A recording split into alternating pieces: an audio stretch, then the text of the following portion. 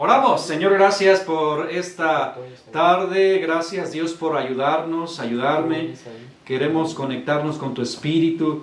Yo ruego en el nombre de Jesús que tú nos hables, nos ayudes a aprender, a entrenarnos, a capacitarnos para servirte con mayor excelencia y eficiencia. Gracias Dios por ayudarnos a aplicar también el conocimiento aprendido en esta clase en el nombre de Jesús. Amén. Muy bien, pues vamos a ver la organización de la iglesia. Algunas personas, sobre todo por los no cristianos, ven a la iglesia como una empresa. De hecho, pues no sé si a usted le llegaron a decir, pero a la iglesia donde yo iba nos decían que ahí nos regalaban los coches. Yo dije, pues hasta ahorita no me han dado ninguno. Cómo me gustaría que me dieran uno, pero son ideas que luego la gente tiene, que no sé por qué, ¿verdad? Entonces, la organización de la iglesia es indispensable y ahí según sus notas comenzamos a leer, dice, no es un club, aunque obviamente se socializa, pero no es un club social, tampoco es una empresa, sino que la iglesia es un ente, una entidad espiritual, un organismo vivo y activo. Pero el hecho de que no sea una empresa no significa que no se necesite la organización. Eso va en la línea. La palabra organización.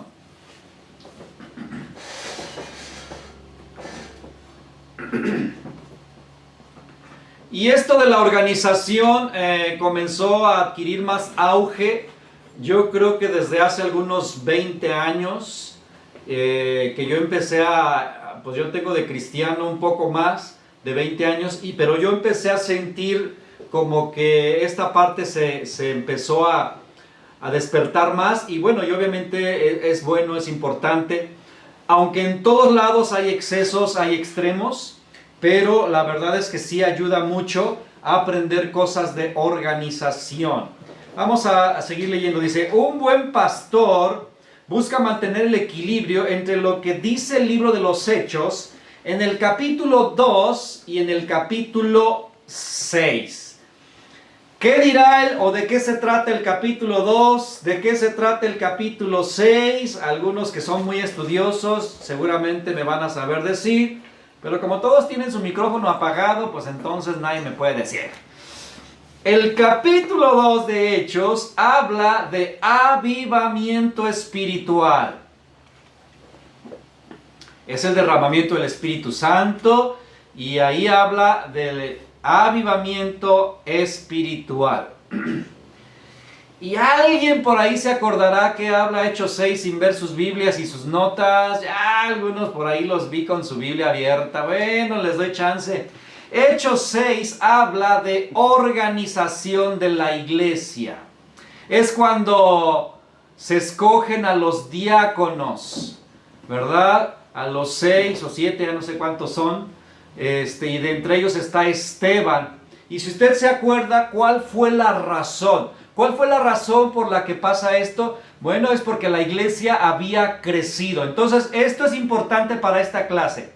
Entre más grande sea la iglesia, más organización requiere. Esto no significa que una iglesia chiquita no necesite organización, pero obviamente, entre más grande es, más organización demanda. ¿Ok?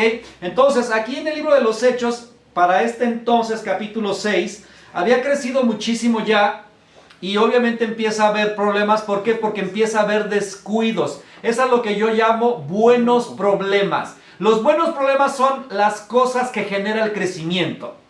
Cuando, por ejemplo, no te alcanzó la comida porque había mucha gente en el evento de evangelismo. Bueno, es un problema, claro, pero es un buen problema porque es una causa. No alcanzaron las sillas. Esos son buenos problemas.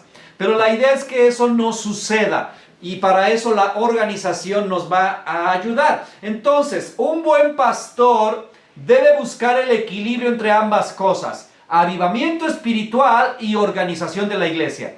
No puro avivamiento, ¿por qué? Porque puro avivamiento obviamente es buenísimo, yo lo ocupo, usted también lo necesito, pero avivamiento sin organización se hace un relajo. Y pura organización sin avivamiento se hace muy tieso, muy frío, muy estructurado, muy humano. Nos falta, ¿verdad?, la parte ahí fresca. Entonces tenemos que estar buscando constantemente este equilibrio. Dice, para ayudar en la organización, entonces ahorita vamos a enfocarnos solamente en la organización y las actividades de la iglesia, es muy importante preguntarle a Dios que nos indique cuál es la visión y la misión.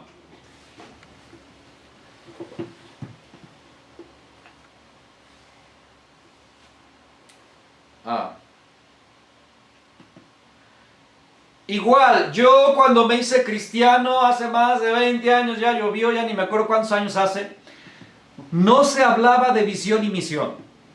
Yo no recuerdo a mi pastor en aquella época, en aquellos inicios, no sé si la hermana Linda con su papá hablaba esto, no sé si Juanita también, pero la verdad es que los años 90, que fue cuando yo me convertí, no se hablaba de visión y misión, no, eso no se mencionaba en lo absoluto.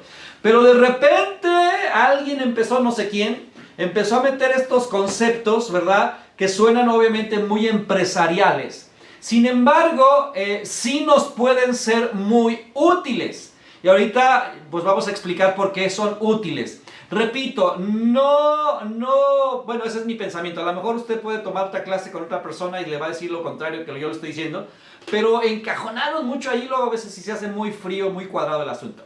Pero bueno, la visión y la misión es importante porque, vamos a ver, dice que tenemos que preguntarle a Dios cuál es la visión y la misión específica que Él tiene para el lugar donde nos ha puesto a pastorear. No se trata de copiar. Hubo un tiempo en que yo mismo hice eso y otras iglesias, ¿verdad? Está funcionando, no sé, 40 días con propósito, todos vamos a hacer 40 días con propósito porque allá en Estados Unidos funciona. Que ahora está funcionando en Colombia los G12, entonces todos vamos a hacer G12. Y hubo un tiempo en donde se dio como esta fiebre de estar copiando lo que a las iglesias grandes, gigantes, les estaba funcionando. Pero, oh sorpresa, nos empezamos a dar cuenta que no funciona en todos lados. ¿Por qué? Porque es algo que Dios da específicamente para un lugar. Obviamente podemos copiar e inspirarnos con los principios de estos lugares, pero sí, en lo personal, uno tiene que preguntarle a Dios, si Dios me está plantando en este lugar, con estas personas, en esta zona, Él tiene un plan para ese lugar, para esa gente, y Él nos lo puede decir. La visión y la misión. Ahora, yo voy a dar la definición de lo que yo entiendo de visión y misión. ¿Por qué? Porque he encontrado que en algunos lugares lo que yo llamo visión, a ellos le llaman misión, o sea, al revés. Y la verdad es que a mí llegó el momento donde me dio dolor de cabeza y dije, bueno, que cada quien su religión le ponga como quiera y lo defina como quiera. Para mí así es y yo así lo entiendo y así lo transmito y se acabó. Porque de verdad que me llegué a hacer bolas bien feo. Entonces, esta es mi definición, Edgar Pacheco. Usted quédese con la suya, la cosa es que le funcione, ¿ok? Le llamo visión al objetivo a cumplir, al rumbo a seguir, es decir, para dónde vamos. Y misión a la manera de conseguir el método, el método a seguir para cumplir la visión. Es decir, para mí visión es qué quiero o qué quiere Dios que yo haga. Para mí eso es visión. Y misión es cómo voy a hacer o lograr eso, ¿ok? Para la definición de la misión nos ayudará a responder las siguientes preguntas. ¿Qué quiero lograr o qué quiere Dios que logre? ¿Dónde quiero estar en el futuro? ¿Qué resultados quiero ver? Es decir, ¿qué veo? Por eso para mí es misión. Pero de verdad he encontrado que eso le llaman misión en otros lados. Pero bueno, para definir la misión nos ayudará a responder algunas de las siguientes preguntas. ¿Qué hacemos o a qué nos dedicamos? ¿Cuál es nuestra razón de ser? ¿Cómo obtengo los resultados deseados? Como lo dije, más fácil para mí, visión es qué quiero, misión es cómo lo obtengo, punto. Yo así lo entiendo y así lo transmito. Ahora bien, es cierto que cada pastor le imprime su sabor. Esto es también muy real. Cada pastor le imprime su sabor personal a la iglesia que pastorea. Aún Por ejemplo, si, no sé, después de quien se vaya a quedar, que yo no sé quién se va a quedar en mi lugar, esa persona, aun cuando agarre la visión y la misión que Dios nos dio acá, segurito que le va a imprimir su sabor, su personalidad, porque eso es normal, ¿ok? Entonces, por eso es que copiar, la verdad, no funciona y yo no lo recomiendo. Inspirar, sí. Usted se puede inspirar, pero terminará usted imprimiéndole su propio sabor, ¿ok? Bueno. Sin embargo, la visión y la misión debe surgir de la Biblia. Es muy obvio.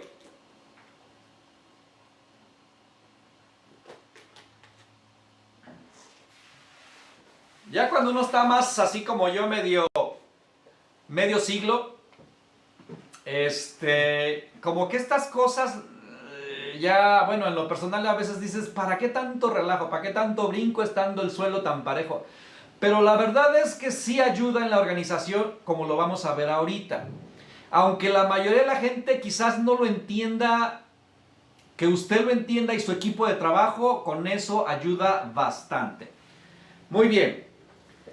La supervisión de la obra. Vamos a ver entonces organización y organigramas. A algunos les da dolor de cabeza esto porque esto es netamente administrativo. Y si a usted no le gusta lo administrativo, usted va a querer dejar eso a un lado y usted va a querer ir a meter las manos y mejor hacer otra cosa porque lo administrativo no les gusta a todos. Pero la verdad es que es necesario y eso es parte de pastorear. La Biblia dice que nosotros no somos dueños de la iglesia, sino administradores. Ahí 1 Corintios capítulo 4 versículo 1 al 2, así pues téngannos los hombres por servidores de Cristo y administradores de los misterios de Dios. Ahora bien, se requiere de los administradores que cada uno sea hallado fiel. Cuando yo era niño, mis papás llegaban a cuidarle a algunos gringos, ¿verdad? Que tenían parcelas ahí en el pueblo donde vivíamos y tenían huertas y cosas así. Pero los gringos confiaban tanto en mis padres que obviamente mis papás tenían llave del lugar, podían ir cuando quisieran, cortar toda la fruta que quisieran, comérsela, cuidar obviamente. Y nosotros parecíamos los dueños, pero no éramos los dueños. Y eso a mí me ayuda ahorita porque la verdad es que aunque este lugar Dios nos lo dio y lo hemos edificado desde cero, yo tengo bien claro que yo no soy dueño de esto. Y por eso yo intento vez tras vez no decir mi iglesia. A mí me ayuda muchísimo en mi mente para no aferrarme, para no controlar, decir mi iglesia, porque no es mía. Entonces son cosas que tenemos que realmente tener muy claro, porque entre más apego tengas a las cosas, más vas a sufrir y más daño vas a hacer. Nosotros estamos de paso, esto va a seguir sin mí, porque es de Dios. ¿Cómo? Yo ya no sé. Pero así tenemos que pensar, somos solo administradores, casi como dueños, pero no somos. Dice, entonces, todo buen administrador debe abrazar, número uno, la organización, otra vez esa palabra, la organización.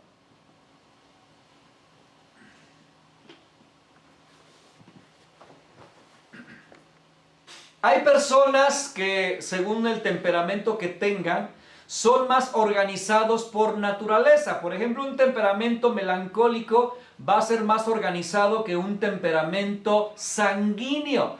Ahora, eso no significa que una persona sanguínea no pueda ser organizada, pero tienden a ser más desordenados que ordenados. ¿Ok? Pero repito, todo se puede aprender. Se le da más fácil al colérico, ¿verdad?, acomodar cada cosita en su cajón por colores y por tamaños. Y el otro nada más avienta todo como caiga, ¿verdad? Y le cierra la puerta para que no se vea. Esto va a ayudar según su temperamento, pero todos tenemos que abrazar la organización de la iglesia. En la vida personal se requiere ser organizado si queremos ser eficientes. ¿Quieres ser eficiente? Sé organizado. No olvidemos que aunque seas una sola persona, dependemos e influimos en otros, o sea, en más personas. Aun cuando vives solo, de todas maneras, dependes de otros, pues para muchas cosas, dependes del que recoge la basura, por ejemplo, dependes del señor que vende la carne, dependes del de la combi, o sea, dependemos de otros. Entonces, ¿cuánto más debemos estar organizados en una congregación de más de 20 personas? O sea, no sé cuál sea la iglesia más pequeña de los que me están viendo, pero todos los que me ven seguro tienen más de 20 personas. Entonces, ya con 20 ya se necesita organización. Ahora, si ya tenemos 300, 400 mil, pues con más ganas. Como dije al principio, entre más grande es la iglesia, más organización se requiere. ¿Qué está pasando? Una pregunta. La visión y la misión de dónde surge, de acuerdo a lo que acabo de mencionar, hay que preguntarle a Dios. Tiene que ser algo que Dios nos dice. La visión, como ya dije, es qué quiere Dios que haga y cómo lo voy a hacer sería la misión. Pero eso nos lo dice Dios. Ahorita yo voy a decirles cuál fue lo que a mí Dios me dijo que hiciéramos aquí. Y obviamente está sacado de la Biblia. Más adelante vamos a hablar un poquito más de eso. Es importante recordar que nuestras decisiones necesitan diferentes recursos y tendrán efectos sobre los recursos. Hay diferentes tipos de recursos que también más adelante vamos a ver cuáles son esos recursos que se necesitan en la iglesia, porque no solo es dinero. Los que en conjunto, hablando de los recursos, deben estar debidamente organizados. Entre más organizado usted, más eficiente estará todo, saldrá mejor, porque usted sabrá quién cuenta con qué, dónde está qué, para qué funciona cada cosa, etcétera, etcétera. De lo contrario, será más difícil planear y ejecutar lo planeado y obtener buenos resultados. Sin organización, dentro de la organización debe incluirse un organigrama de responsabilidades, tareas y autoridad. Mire, ahora que estuve estudiando esta clase y elaborándola, la verdad es que me di cuenta que he descuidado la organización de la iglesia que pastoreo y me jalé las orejas solito, pero me ayudó porque tengo que hacer muchos ajustes. Me di cuenta que desde la pandemia descuidé muchísimo la organización porque como se cerró y cambiaron un montón de cosas, muchos ministerios no funcionan, entonces, y luego me enfermé, entonces, bueno, no son pretextos, pero la verdad es que al estudiar la clase me di cuenta que he descuidado eso. Entonces yo me voy a predicar en esta clase primero a mí, ¿sale?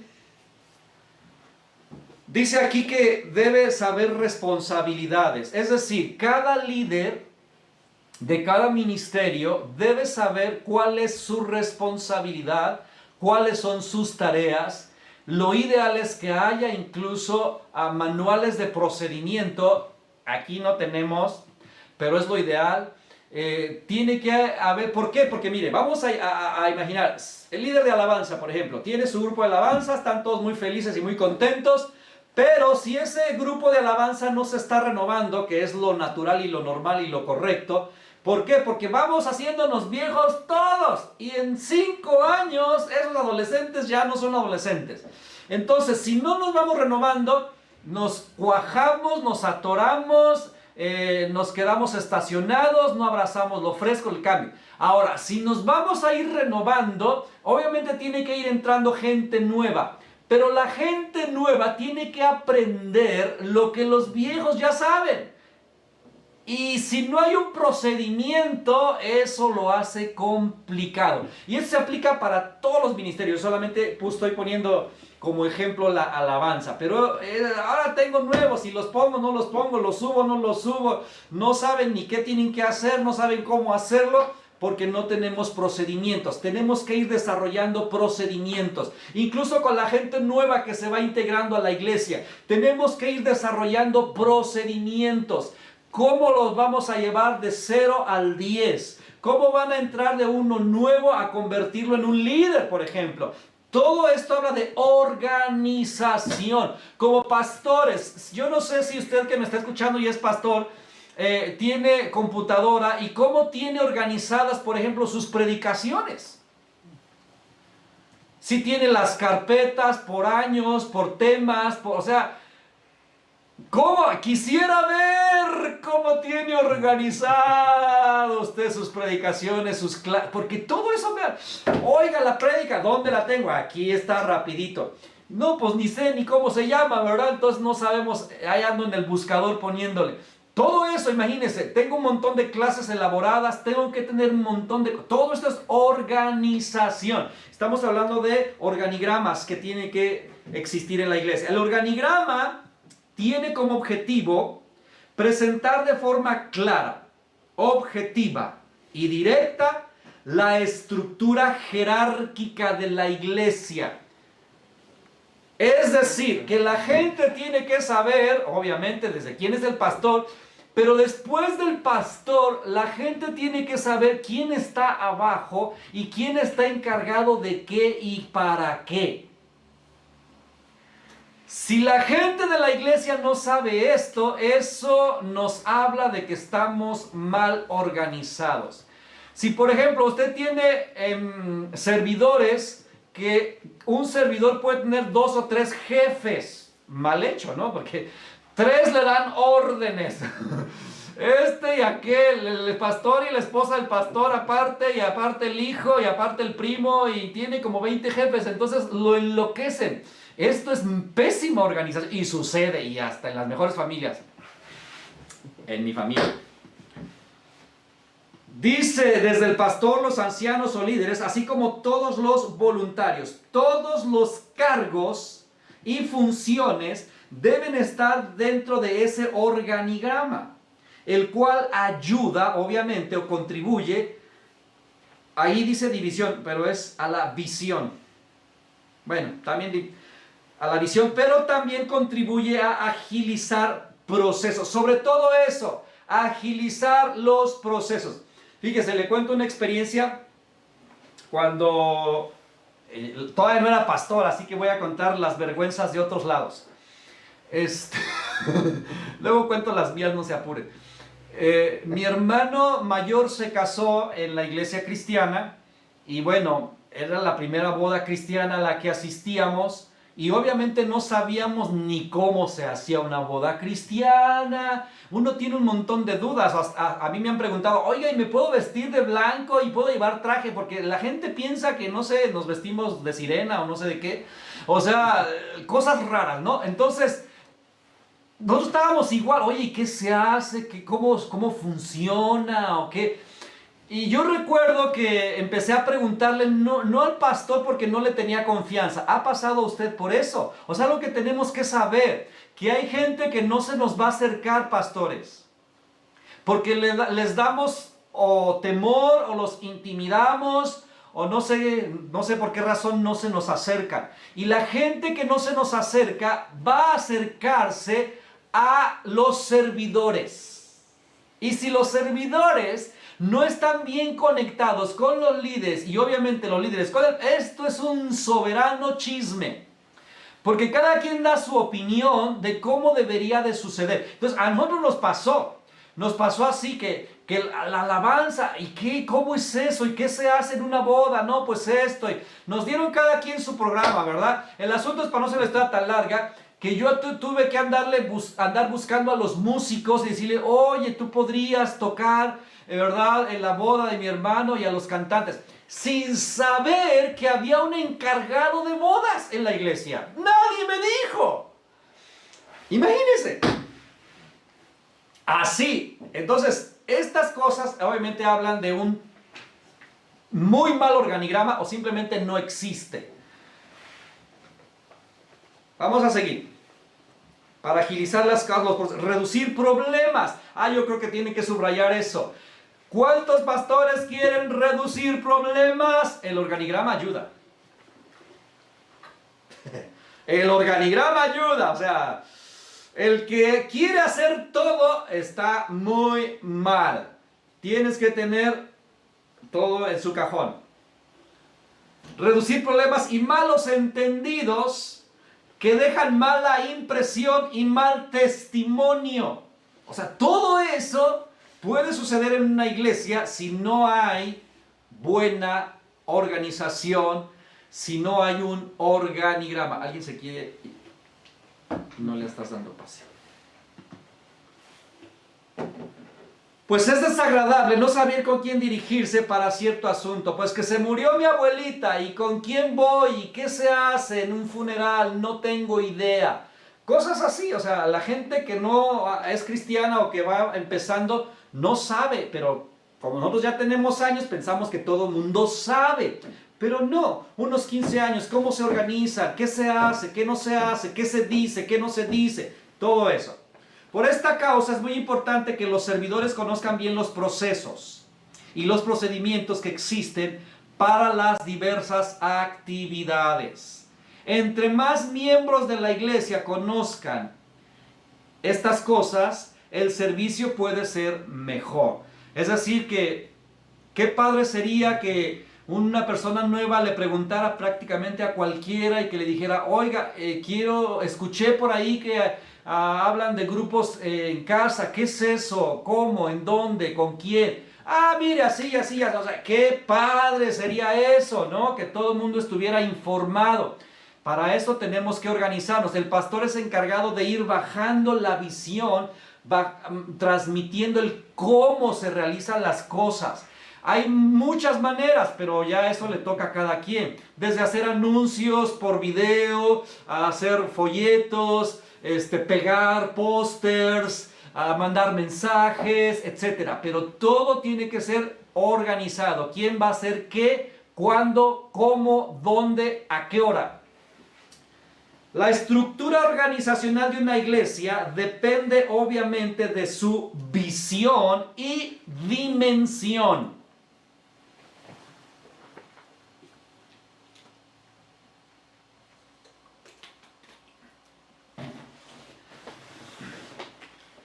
Dimensión, pues como ya lo mencioné, entre más grande es, más organización requiere. El organigrama debe estar estructurado de la manera que promueva la interacción y comunicación frecuente entre las áreas de la congregación. ¿Por qué? Porque hay ministerios que están entrelazados. No sé, el ministerio de alabanza súper entrelazado con el del sonido, con el de producción, o sea, si no son amiguitos, ¡ay, qué problemones! ¡Qué problemones! Y vaya, que en muchas iglesias hay esto, el del sonido está peleado con los de la alabanza y los de la alabanza están peleados con los del sonido, porque el del sonido no le sube, porque los otros le mueven, y estos son pleitos eternos que no deberían existir, porque piensan que es su ministerio, su espacio, su oficina. No, no es tu oficina. O sea, tú usas eso, pero no es tuyo. Tú estás para servir. Por eso todo es un pensamiento. Si yo estoy diciendo mi iglesia, ya desde ahí empecé mal. Porque es mi territorio y no es así. Estamos para cooperar. La actitud debe ser en qué te puedo ayudar. Necesitas de mi ayuda, necesitas de mi ministerio, con muchísimo gusto. Aquí estoy. Esa debe ser en la iglesia ideal, la actitud correcta. Pero esto tiene que ver hasta con el organigrama. Dice, frecuentemente, no olvidemos que los miembros de la iglesia existen por causa de las diversas necesidades. Es decir, los ministerios que nos inventamos, porque ahorita vamos a ver una larga lista de ministerios, nos los hemos inventado para suplir necesidades. Si no, ¿para qué nos inventamos ministerios? Y ahorita va a haber unos que tú dices, ¡ay, hasta eso existe! Sí, hasta el ministerio del patito feo. O sea, ya ahorita uno se inventa un montón de cosas, pero bueno, la idea es que todo supla una necesidad que tenga que ver con la visión de la iglesia. No olvidemos que los ministerios de la iglesia existen por causa de las diversas necesidades, las cuales deben ser suplidas de manera eficiente. algunos de los ministerios o necesidades más comunes en las iglesias actuales. Porque ahorita que yo veía esto dije, no, cuando yo me hice cristiano mucho de esto no existía. Pero bueno, ya nos inventamos cosas. Desde el ministerio de cuna, pero cuando uno piensa en cuna dices, pues hago un cuarto, ¿verdad? Con 3 cunas y les pongo unos tapetes con muñecos y ya. Pues, ¿qué crees? Que ahora resulta que el ministerio de cuna tiene que estar subdividido, porque los que gatean con los que caminan se atropellan y los de brazos con los... O sea, ahora tengo que tener cunero 1, 2, 3, 4 y 10. Entonces, todo eso habla de organización. Ministerio infantil, lo mismo, que si los de kinder están muy chiquitos para llevarse con los de sexto, y es una verdad. O sea, un niñito de 5 añitos con uno de 10, hay una diferencia enorme y a la hora del relajo pues se atropellan. Entonces todo esto es organización, pero obviamente requiere lugar, dinero, gente, espacio, un montón de cosas que no siempre se tienen. Pero bueno, estamos nomás aquí soñando usted y yo.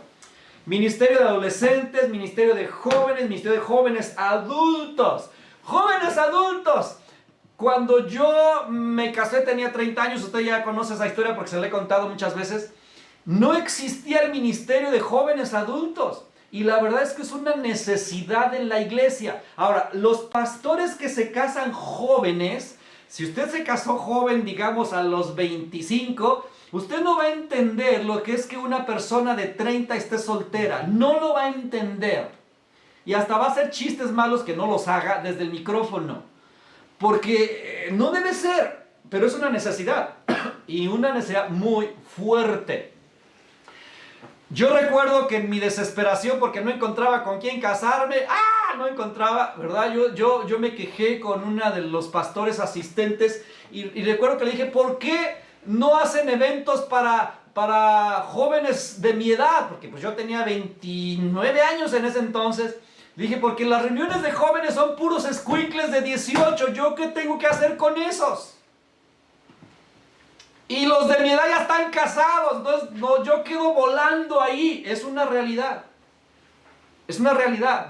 Y pues ¿dónde voy a encontrar esposa? Si quiero una cristiana y no hay eventos, ¿verdad? Ni modo que me vaya al bar o a dónde, al antro. Entonces de ahí surgió ministerio que llamamos en aquella época jóvenes mayores de 24. Y viera que fue un exitazo. ¡Wow! La verdad, fue muy bueno. Mire, rápido le cuento, porque esto es una necesidad que aún aquí en Vida Eterna, en nuestra congregación, no tenemos ese ministerio.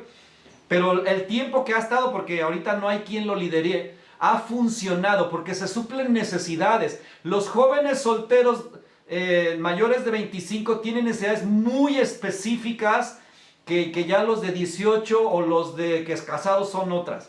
Entonces, es importante que les prestemos atención porque están en una edad muy productiva. Muy productiva. Y si no se les toma en cuenta, créame, llegan a la iglesia, se sientan hasta atrás, escuchan la predicación y se salen y se van a su casa. Porque no se relacionan con nadie. Se sienten solos. Su vida es el trabajo, la iglesia, su casa. El trabajo, la iglesia, su casa. Lunes, martes, miércoles, así toda la vida. No tienen con quién irse al café porque no tienen novio ni novia y es muy deprimente. Entonces se tiene que atender estas cosas, la verdad, se tiene que atender. Y yo recuerdo que iniciamos esto porque me retó y eso es, me gustan los pastores que retan. Dijo, pues si no hay nadie, ¿por qué tú no haces algo? Yo dije, es cierto. Que me amachino y que organizamos un congreso. Y como dije, vinieron gente hasta de por allá, por Nayarit, Yucatán. Entonces aquello se puso buenísimo. ¿Por qué? Porque las agendas de teléfonos de chicas nuevas, no sabe usted. Y varios matrimonios cristianos surgieron y muchos pastores ahora son de ahí. Entonces esto es bíblico. ¿Por qué? Porque sí nos queremos casar, pero ya recorrimos en la vista todas las de la iglesia. Esto es una realidad. Y no nos debe dar ni miedo ni vergüenza. Tenemos que ayudar. Tenemos que buscar respuestas. Porque Dios sí quiere matrimonios cristianos. Y luego los regañamos porque se enamoran de las filisteas, pero nosotros no hacemos nada. Entonces, me estanqué mucho aquí porque es una necesidad. Bueno, y bueno, luego siguen mujeres, varones, viudas, divorciados, empresarios, grupos de ayuda, consejería, ministerio de liberación, de sanidad interior, de alabanza, obviamente con los músicos, cantantes, directores, panderos, banderistas, danza, etcétera. Usted agréguele lo que quiera ahí en la pura alabanza. Los sugieres, la oración, igual en la oración, ramificación por todos lados, que si los escuderos, que si la intercesión, etcétera.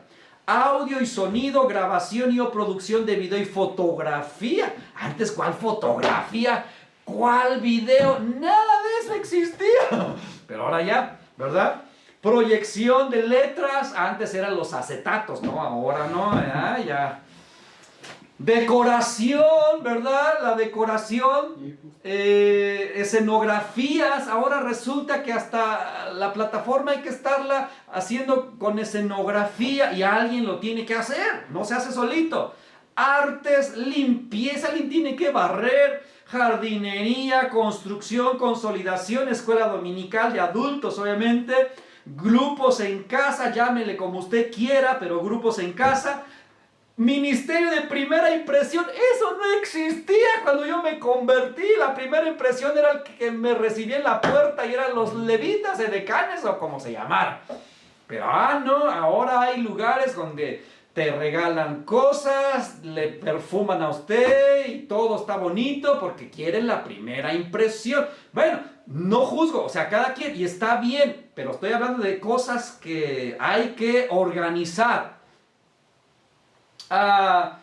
Misiones, las misiones dentro y fuera del país, lo que es cárceles, evangelismo, centros de rehabilitación, hospitales, visitación, la famosa cafetería o talento, venta de alimentos como usted le quiera llamar. Pero una iglesia sin comida no funciona, porque además Hechos habla de que comían con alegría de corazón. Entonces tiene que haber comida, ¿verdad? Módulo de información. Hay iglesias que no tienen módulo de información. Y pues ¿a quién le pregunto? ¿Dónde me inscribo? Va a haber una clase. ¿Con quién me inscribo, verdad? ¿En dónde pago? Ay, pues no hay con quién. Ahí la mesita de la entrada, ¿verdad? Hay que poner un letrero que diga módulo de información con una cara bonita y sonriente y que obviamente sepa tratar a la gente, ¿verdad? Que sea una persona amable y que dé buena información. Pero esto es importante, sobre todo si la iglesia ya tiene, no sé, 100 miembros o hasta menos. Tiene que haber un módulo de información que digan dónde están los baños.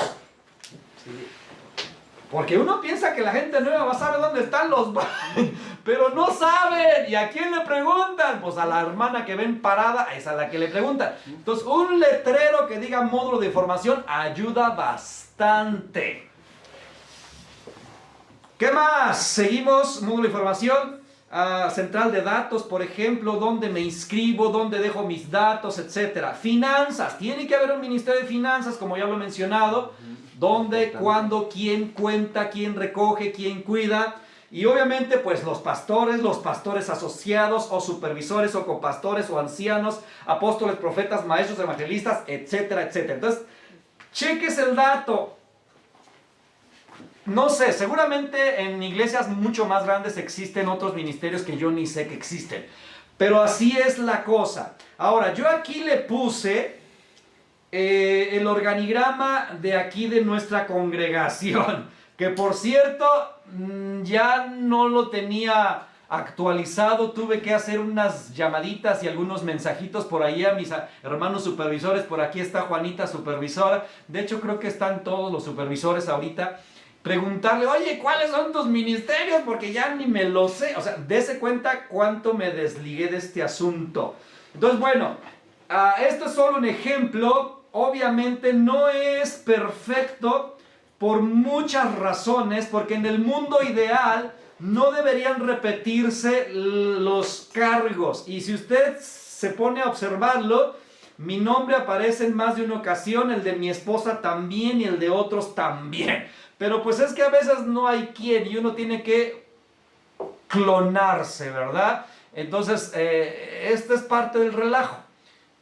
Si uno encontrara gente ideal para todo, qué padre, pero a veces no hay. Es parte de lo que ya hablábamos la clase pasada, creo, o la antepasada, de levantar líderes encargados. No es sencillo, pero aquí, como ven, pues intentamos organizarnos un poquitito. Ahora, para que todas las áreas de necesidad funcionen de manera eficiente, porque pues qué padre tener ministerios, ¡ay! Tenemos varios ministerios, pero ¿cómo hacemos que funcione y que cumplan objetivos? Porque no se trata nada más de existir. Cada ministerio debe tener objetivos y debe tener retos constantes, porque si no, créame, se cuajan, se congelan, se quedan tiesos, se les va la frescura, la unción. Y uno como pastor es responsable de estar ahí prendiendo mechas de repente. Es importante. Entonces, si no tienes un organigrama que estás viendo, a ver, ¿cómo está el ministerio de cuna? ¿Qué están haciendo? ¿Qué hacen en la cuna? No, pues nada más los cuidan que no chillen. ¡No!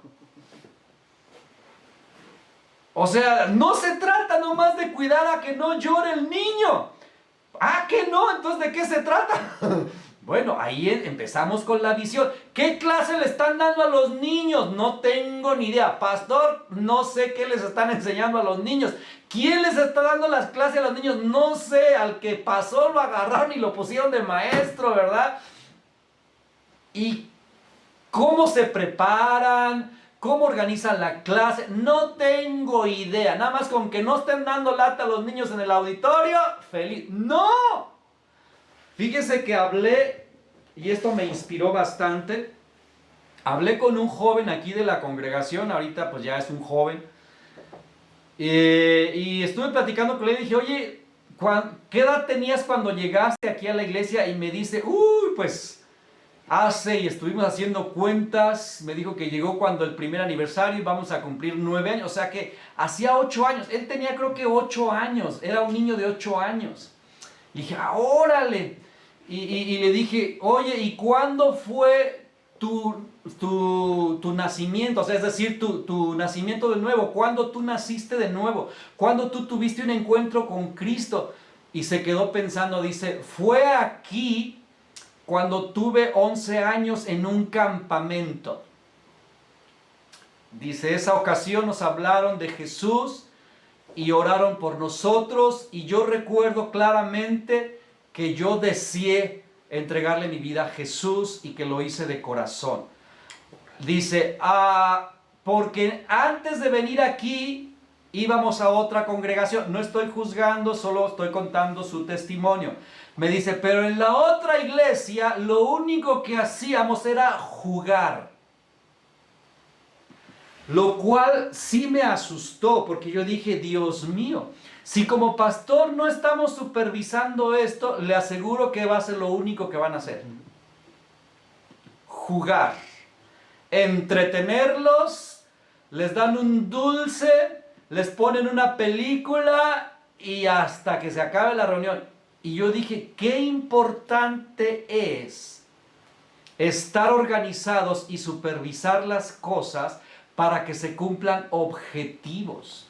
Entonces, cuando este chico me contaba esto, me animó a seguir persiguiendo objetivos.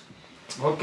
Entonces, estamos hablando de que para que las cosas funcionen y se cumplan, hay que tener esto organizado. Dice, se cumplan objetivos y metas relacionadas a la visión. Para que esto suceda, se requiere de planeación.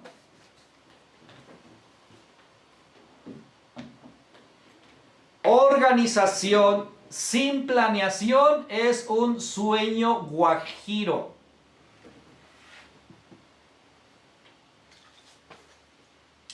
Porque podemos soñar, conquistar el mundo para Cristo.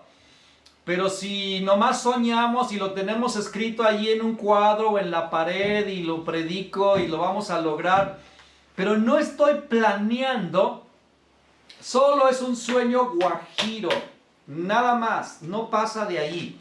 Entonces vamos a hablar de planear.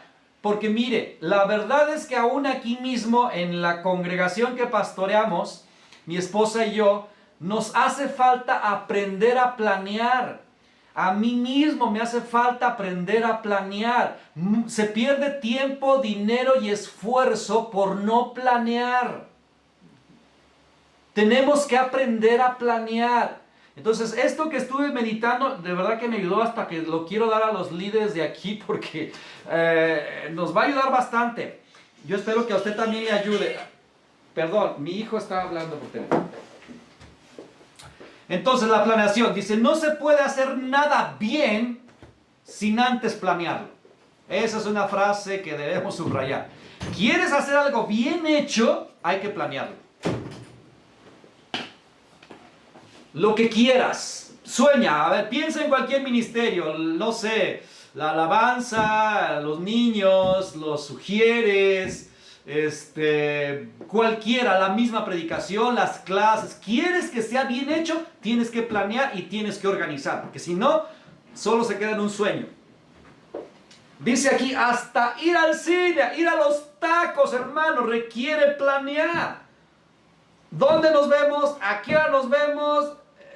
Todo eso, todo es planeación, aunque sea de manera rápida, pero hay que planear, ¿verdad? Porque ¿cuántas veces usted ha dicho cosas como las que voy a decir? Oye, ya hace falta echarnos por ahí un cafecito. Sí, pues, hace mucho que no nos vemos.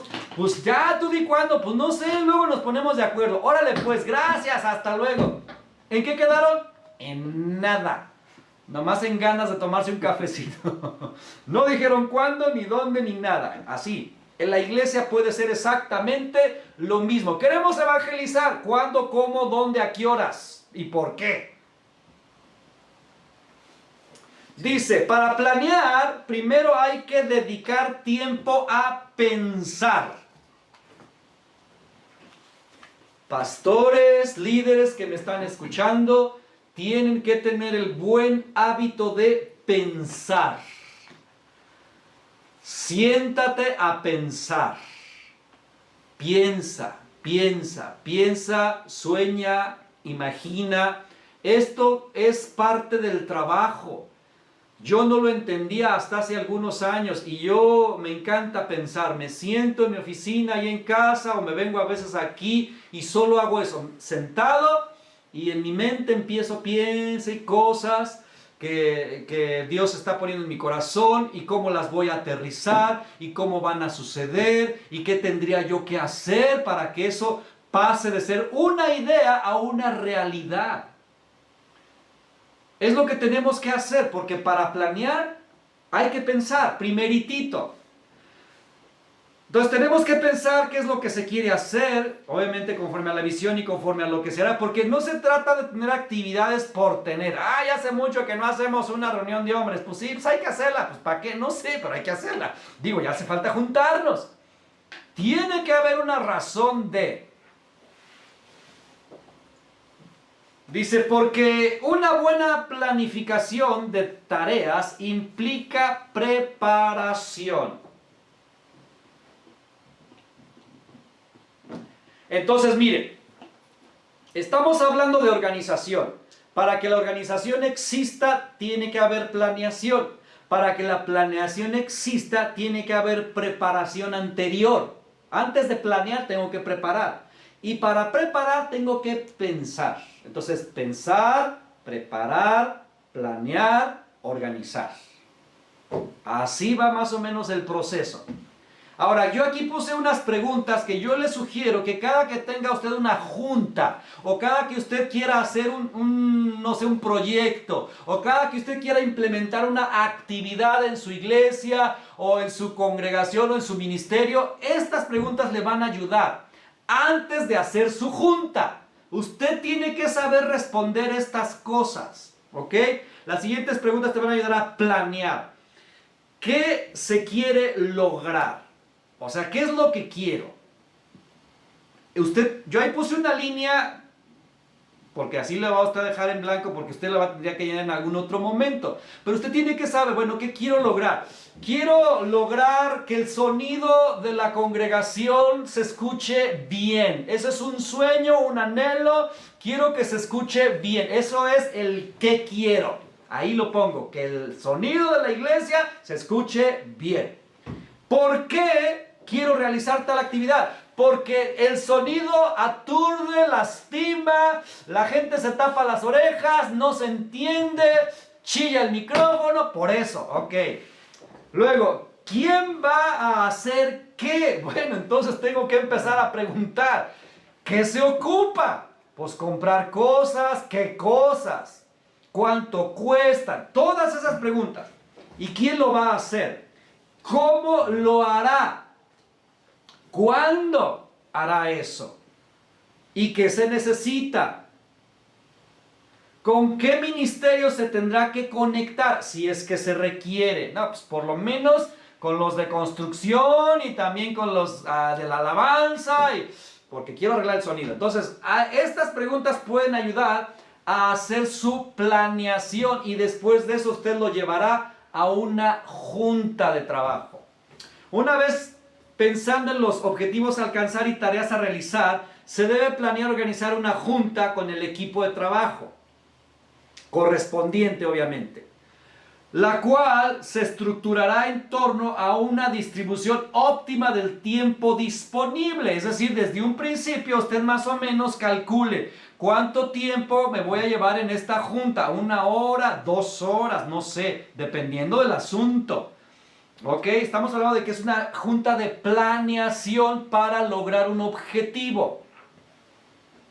Pues no hay cosa más frustrante que estar en una junta de 3 horas, donde solo se discute sin sentido, sin rumbo y dirección, donde se habla de todo y de nada, y no se llega a ningún objetivo ni conclusión, y como único resultado son resentimientos unos con otros y un tremendo dolor de cabeza. Así como una horrible sensación de haber perdido el tiempo y no querer una junta más. ¿Quién ha estado en una junta así? Yo un montón de veces. Donde un alegadero, ¿verdad? Se tiran unos con otros y yo digo, ¿y qué estoy haciendo aquí? ¿De qué se trata? No sé, pero me llamaron a junta y aquí hay que estar. En muchas ocasiones yo estuve en juntas así, horrible. ¿Y todo es por qué? Porque el encargado de la junta no se sentó a pensar antes, no llevó una bitácora o una minuta, no llevó, ¿verdad?, una orden de vamos a tocar tal y tal y tal y tal punto. Y por supuesto que si se agarró preguntando, oye, ¿tú cómo ves? ¿Y tú qué piensas? ¿Y tú qué quieres? No, pues ahí se la llevan en la pura alegadera. Hasta juntas tenemos que saber hacer. ¿Cuántos piensan que sí? Tenemos que saber hacer juntas. Bueno, ¿cómo realizar una junta de planeación exitosa? Todo esto es ministerio, esto es parte de pastorear. Si tú pensabas que solo era predicar, pues no. Una planeación exitosa incluye, número 1, objetivos claros.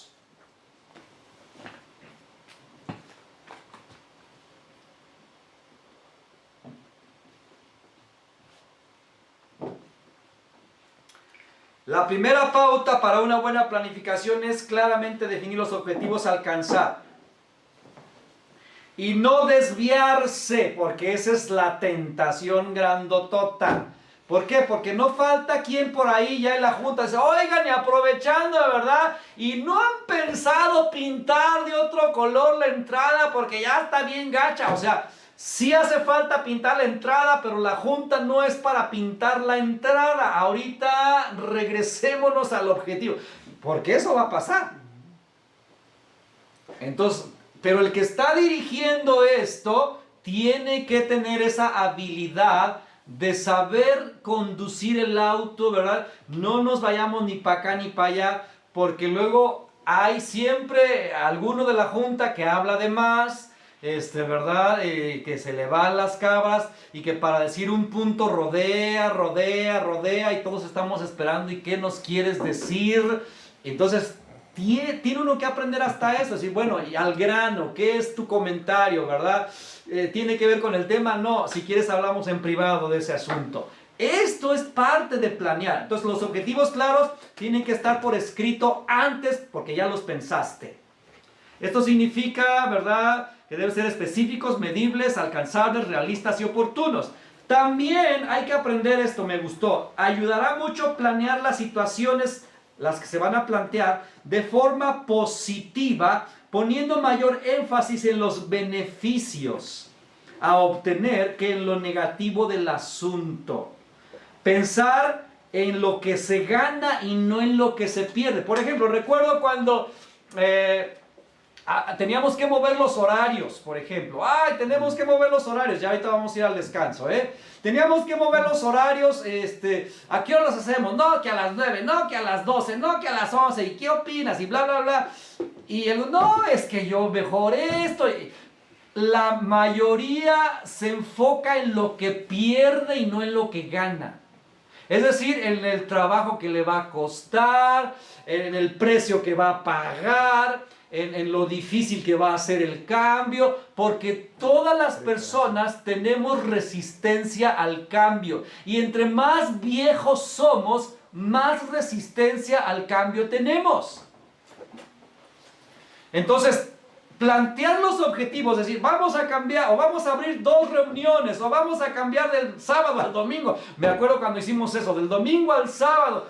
¡Ay, no! ¿Pero por qué? Que yo, que mi mamá, que mi abuelita, que no sé qué. En lugar de pensar lo que estás perdiendo, ¿qué te parece si te hablo de los beneficios de cambiar de día? Esta es una manera de pensar correcta que tenemos que implementar en nuestras juntas, porque siempre va a haber don pesimista y doña pesimista en la reunión de junta, ¿ok? Bueno, vamos a tener 3 minutos de descanso y continuamos con esto de cómo hacer una junta de planeación con éxito.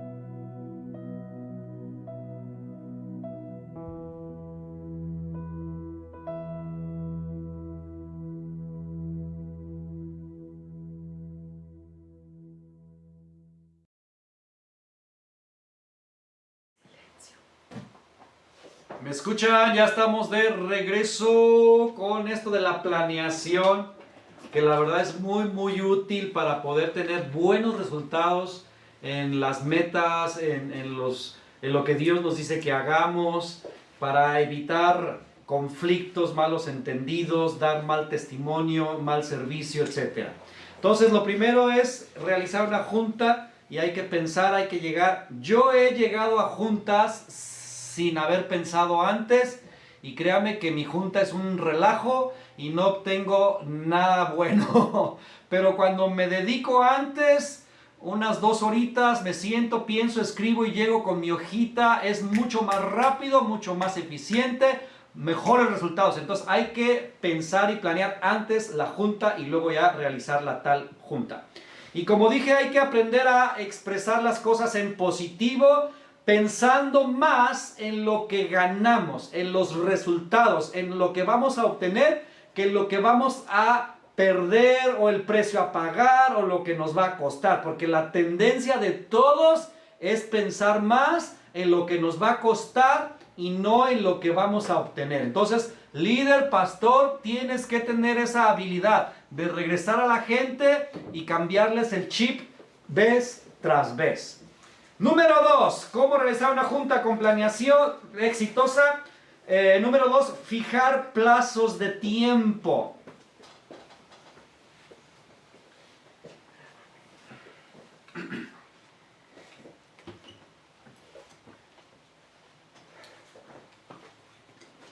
Yo en ocasiones solo digo lo que quiero que se haga y no les digo cuándo quiero que lo hagan. Y pues obviamente no sale como yo pensaba, porque pues no les dije, nomás dije, quiero que pintes esa pared, pero no les dije, quiero que lo pintes mañana. Y entonces yo llego al siguiente día y no está pintada y me enojo, pero es que yo no les dije cuándo, ¿verdad? Entonces es lo mismo, con todo esto de la planeación tenemos que tener plazos. A ver, queremos, no sé, restaurar la plataforma, ¿en cuánto tiempo? Porque no podemos tardarnos medio año haciendo eso, ¿verdad? Entonces tenemos que poner tiempo y eso se trata este punto. Soñar con metas y proyectos y decir lo que quieres lograr sin comunicar cuándo, solo quedará en eso, en un sueño contado. O sea, me contaste tu sueño y ya. Soñamos y nos emocionamos juntos y ya. ¡Ay, queremos hacer un orfanato! ¡Qué lindo! Los niños ahí ya me los imagino corriendo. ¿Cuándo vas a hacer eso? Nunca. O sea, ha pasado 50 años y no se hace nada, ¿verdad? Número 3. Identificar los principales obstáculos. Obviamente obstáculos referente a lo que se está hablando. Por ejemplo, ahorita, pues como los niños no pueden estar, por lo menos aquí en Morelia o no sé, en la iglesia, pues obviamente es un problema. ¿Por qué? Porque nuestros niños necesitan a Dios, no nada más los papás, los niños necesitan a Dios. Y los niños, ¿verdad? Si no vienen a la iglesia, pues si los papás con trabajos vienen, lo más seguro es que tampoco les leen la Biblia, que no oran con ellos, ¿verdad? Entonces se la pasan metidos en el celular, en las películas, en las series, y nuestros niños están creciendo como plantas silvestres, salvajes, lejos del Señor, y tenemos que hacer algo. Entonces, mi esposa ha estado tratando de precisamente implementar algunos proyectos, ideas, platicamos, me dice sus ideas, le digo las mías, ¿verdad? Luego ya porque ella es supervisora de esa área. Entonces, precisamente ahorita estamos con la lucha porque empezamos a hacer una reunión especial para niños para ver cómo funcionaba. La hicimos un domingo en la tarde. Y pues como no podíamos tener maestros que cuidaran a los niños porque pues se supone que no se deben juntar y que tampoco los niños se pueden juntar con otros niños, lo cual, ¿verdad?, es casi imposible. Pero bueno, intentamos hacerlo y lo que se nos ocurrió fue que los papás vinieran con los niños y que fueran los papás los que cuidaran a sus hijos y que mientras, ¿verdad?, los maestros daban acá pues una clase, un canto, lo que sea. Y bueno, creo que fue muy bueno la primera, la segunda, pero luego mi esposa pensó, y con mucha razón, que una vez al mes o allá cada 3 meses, pues no servía de mucho. Entonces empezó a hacer cada 15 días. Pero otra vez, lo que acabo de decir hace rato, nos empezamos a enfocar en lo costoso del asunto. Y no estoy hablando de dinero, estoy hablando de esfuerzo, de que hay que regresar a la iglesia el domingo en la tarde, de que hay que planear, de que hay que orar, de que hay que organizar, de que hay que invertir, de que hay que flojera. Entonces, esto es parte de lo que hay que estar empujando. Entonces aquí cuando decimos, ¿a qué nos vamos a enfrentar? ¿Queremos que esto suceda? Sí. ¿A qué nos vamos a enfrentar? ¿Qué tipo de resistencia? ¿Qué tipo de obstáculos? Eso tenemos que hablarlo en la junta. Debemos ser capaces de saber cuáles son los posibles problemas. Que si va a llover, que si no va a llover, ¿verdad? De otro modo, no podrás planificar o adelantar estrategias para resolverlo. Ok, y si llueve, ¿qué hacemos? Plan B. Todo eso es parte de la planeación. Y si solo vienen tantos niños, y si vienen más, ¿qué vamos a hacer? Esos son parte de los retos que se tienen que planear en una junta. Plan A y plan B. ¿Por qué? Porque si solo nos damos con el plan A y al último se sale de control el asunto, y qué soberano relajo. ¿Por qué? Porque no pensamos en los posibles problemas. ¿Qué tal si se enferma uno de los maestros? ¿Quién lo va a suplir? O sea, no sé, es parte del rollo. ¿Cómo vamos a evitar esas cosas? Número 4. Una junta tiene que identificar las habilidades y el conocimiento requerido para realizar el proyecto. Es decir, ¿quién es bueno para qué? Determinar las habilidades y conocimientos de los responsables es necesario para su desarrollo efectivo y eficiente. ¿Quién hará qué?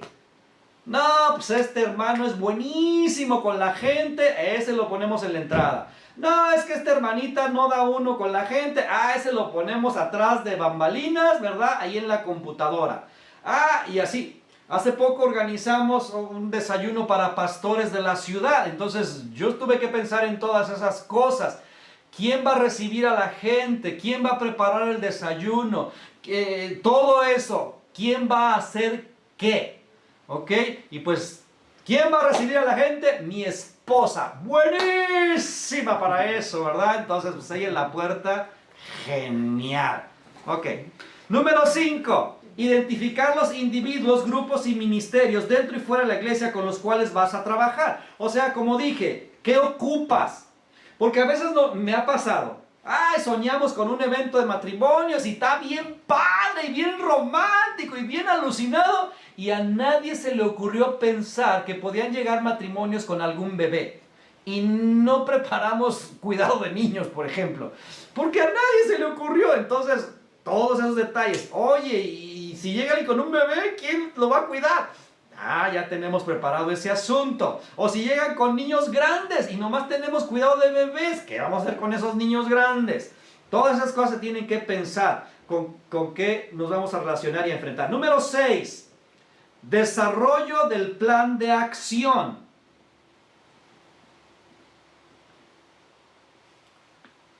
Es decir, ok, bueno, ya vamos a organizar tal desayuno, pero yo quiero, ¿verdad?, que cuando la gente llegue, el lugar huela bonito, ¿verdad? Quiero que tenga aroma. Y yo no sé cómo le van a hacer, pero quiero que todo el lugar huele bonito. O sea, es parte del deseo. ¿A quién se lo delego? A fulanito. Entonces, fulanito tiene que ir a investigar cuáles son los aromatizantes más eficientes, cuáles son los que duran más, cuáles son los más caros o los más baratos, ¿verdad? ¿Cuál funciona según el área? Porque pues no es lo mismo un cuarto de 4x4 que uno de 30x40. Entonces, todas esas cosas, y eso implica trabajar antes varias veces. Esto es lo que habla del desarrollo del plan. ¿Qué voy a hacer mañana? ¿Qué voy a hacer pasado mañana? ¿Qué voy a hacer dentro de 8 días? Para que vaya hasta eso es parte de planear.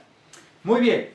La planeación bien realizada nos brinda los siguientes beneficios. O sea, si usted planeó bien, va a obtener estos beneficios. Número 1, reduce la incertidumbre.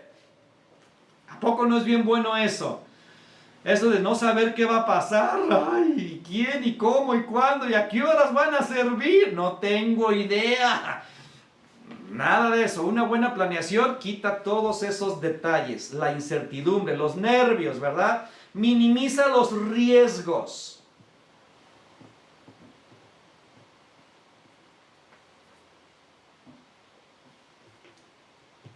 La planeación permite que la incertidumbre descienda, al igual que los riesgos. Al analizar la situación actual, los posibles sucesos futuros, proponer objetivos y trazar cursos de acción. O sea, cuando uno analiza todo esto, minimizas un montón los problemas, los malos entendidos y los riesgos, como ya lo dije. Número 2, otro beneficio es que genera compromiso y motivación. Sí, cuando usted planea bien en su junta de trabajo, usted puede inspirar y la gente puede salir soñando, alucinando, con ganas de conquistar, porque se puede generar compromiso y motivación si usted lo sabe hacer bien. La planeación genera la identificación de los miembros del ministerio, o sea, porque los hiciste soñar. Número 3, otro beneficio es que la buena planeación sirve a toda la iglesia o beneficia a toda la iglesia. Mire, los pastores que me están escuchando van a entender esto. Hay ministerios que como que funcionan de maravilla. Y hay ministerios que por más que le das, o sea, la iglesia, todos quieren ser parte del que funciona bonito. Pero hay otros donde los metes y se salen. ¿Por qué? Bueno, obviamente puede ser muchas razones, pero una de ellas tiene que ver con el líder. Todo cae o se levanta desde el líder. Si el líder, para empezar, hay que ver si sí es líder. Si el líder no sabe inspirar, no sabe motivar, no sabe soñar, porque mire, vamos a suponer que yo soy el líder, no sé, de los ujieres, de los servidores. Si yo no amo servir, nadie va a querer hacerlo. ¿Por qué? Porque yo no hablo con pasión de aquello. Alguien que ama servir se le nota, lo transmite, lo disfruta, contagia. Entonces estamos hablando que cuando usted planea bien su ministerio y su ministerio está tan organizado, escúcheme bien, su ministerio va a ser codiciable y la iglesia va a querer servir en ese ministerio. Pero si su ministerio es un relajo, donde todo el mundo está peleado, donde nadie se habla, donde todo el mundo, ¿verdad?, hace una porquería, nadie quiere servir ahí. Y muchas veces por mala planeación. Número 4. Proporciona factibilidad. Factibilidad es practicidad. Antes de ser realizada, la planeación considera los recursos y la verdadera capacidad de la iglesia y no propone objetivos o estrategias que están fuera del alcance de las posibilidades. Es decir, a veces soñamos y la verdad nos salimos un poquito de la realidad. Si esto no lo sabemos manejar, podemos terminar frustrados. Pero si usted planeó bien y consideró todas las cosas, entonces va a producir una buena factibilidad, una buena fluidez, ¿verdad? Entonces, esto es un beneficio de planear porque pensamos en todos los detalles. Si tenemos capacidad para tal, queremos que vengan tantas miles de personas, pero nomás tenemos 20 sillas, pues entonces, ¿qué vas a hacer? Entonces, cosas así, la buena planeación nos va a ayudar con estas cosas. Ahora, obviamente, si Dios te dice que hagas una cosa que está fuera de tu alcance humano, ahí obviamente obedece a Dios. Pero asegúrate que es Dios y no nada más tu idea loca, porque otros lo hicieron, tú también. Eso es importante, ¿ok? Bueno, la buena planeación contiene dos características importantes. Número 1 es flexible. Esto es interesante.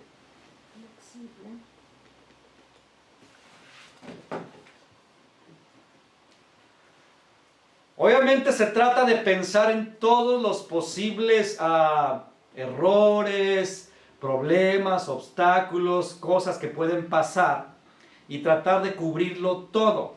Pero, dice aquí, no debe estar escrito en piedra. Esto significa que debe ser lo suficientemente flexible como para permitir cambios o correcciones cuando sean necesarios. Porque a lo mejor lo planeaste tan bonito, pero en el mundo ideal, pero en la realidad no es práctico ni funcional. Y aunque está soñado tu proyecto, no es práctico. Entonces a la hora de ejecutarlo te das cuenta que requiere hacer ajustes, cambios. A veces mira, simplemente te vas a enfrentar a modos de pensar. Y el modo de pensar de la gente puede ser un impedimento espantoso para realizar algo. Así, espantoso.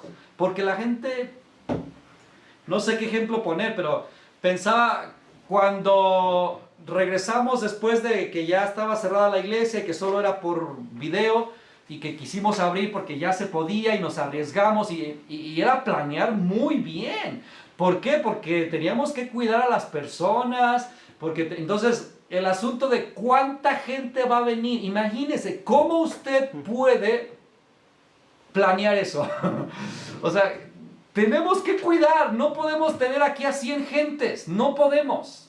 Tiene que haber, pero ¿cómo controlar? Entonces, por ahí se nos ocurrió, lo escuchamos, ya no sé cómo salió, la famosa de hacer la reservación. Pero ¿sabe qué? El primer problema fue el modo de pensar. ¿Cómo voy a reservar para ir a la iglesia? Es el modo de pensar de la gente, es un obstáculo. Entonces, tenemos que saberlo manejar de tal manera que la gente piense que reservar es padre. En lugar de sentir que reservar es que flojera. Eso es parte del reto, ¿sí? Entonces, bueno, estamos hablando de flexibilidad, que a lo mejor te vas a enfrentar con cosas y hay que hacer ajustes. Número 2, una buena planeación también es permanente. No solo es flexible, sino la planeación es permanente, es decir, que todo el tiempo estamos planeando, todo el tiempo. ¿Por qué? Porque los tiempos cambian, porque la gente cambia, porque las circunstancias cambian, etcétera, etcétera. Ahorita, por ejemplo, hablando de las famosas reservaciones, yo estoy sintiendo que ya ni es necesario reservar y ya hablábamos con mi esposa eso, o sea, como que ya no es necesario, pero hubo un tiempo en donde era sumamente necesario. Ahorita ya no, entonces hay que cambiar el asunto, ¿verdad? No podemos, no, ya dijimos que hay que regar y ahora si usted no reserva no entra. Pues no, o sea, tengo que ser flexible y tengo que estar planeando constantemente. Dice aquí, la planificación apropiada evita una ejecución deficiente. Esa es una frase dominguera para tuitearla, ¿verdad? Una vez realizada la junta de planeación, ya usted la realizó súper bien. Aquí no incluí esto, pero sí anótele, por favor, esto. No sé por qué se me olvidó. Hacer una minuta, por favor, haga minuta, porque si no hay una minuta, va a ser un relajo después. La minuta es que alguien va a escribir todo lo que se habló en la junta, quién va a hacer qué. Queda por escrito. Porque luego resulta que por ahí alguien, yo no sabía, a mí nadie me dijo, o a qué horas dijeron eso, yo no escuché. ¡Ay! Ya eso estropeó todo. Por eso tiene que estar ahí bien registrado qué se va a hacer, cuándo y quién. Entonces se puede mandar incluso ahora a los WhatsApp, ayuda bastante. Muy bien, vamos a ver, una vez realizada la junta de planeación y trabajo, no debemos soltar la dirección. Ya planeamos, ya soñamos, ahora vamos a ejecutar y para eso hay que mantener la dirección. Esta es tan importante como todo lo anterior. Debemos dirigir muy bien nuestras acciones y también nuestras actitudes. Subraye las dos cosas. Nuestras acciones y nuestras actitudes. ¿Por qué? ¿Por qué hago énfasis en esto? Porque mire, en el proceso de llevar a cabo algo va a haber problemas o va a surgir a veces algunos roces. ¿Por qué? Porque somos seres humanos, simplemente. Si no dirijo las acciones y las actitudes, podemos terminar de la greña. ¿Por qué? Porque entre más avanza el asunto, la tensión y el estrés aumenta, porque obviamente hay una responsabilidad sobre mí y sobre aquel, y si ya tengo el tiempo encima y no he comprado lo que tenía que comprar y me quedó mal, ¿verdad? El proveedor, y ya está usted todo así, y si no diriges las actitudes, hermanos, tenemos que pastorear los corazones mientras estamos ejecutando proyectos. Esto que dije es importantísimo. Tenemos que pastorear corazones mientras ejecutamos los proyectos. Porque esta cosa es... Si solo me enfoco en el proyecto y me olvido de la persona, del corazón, voy a atropellar a la persona y la voy a lastimar. Porque en lugar de ver una persona, estoy viendo resultados. No estás funcionando, ¡pum! No, es una persona. Y hay que ver por qué está en crisis, por qué está fallando, por qué está sucediendo lo que está sucediendo. Y tenemos que pastorear corazones. Por eso la dirección es acción y actitud. Y eso es parte del pastor. A ver, ya delegué, ya estoy. A ver, ¿cómo vas? ¿Cómo vas? ¿Cómo vas? En la realización del proyecto, para poder conseguir el objetivo elegido, sin dirección no es posible avanzar. Sin dirección no es posible avanzar. O sea, aunque hayas planeado súper bien, aunque hayas tenido una junta súper exitosa y salieron todos, vamos a ganar el mundo, pero si no hay, ahí se quedó. Como lo dice el adagio popular, un barco sin timón es un barco sin dirección, sin rumbo y sin destino. Una buena dirección incluye supervisión y seguimiento.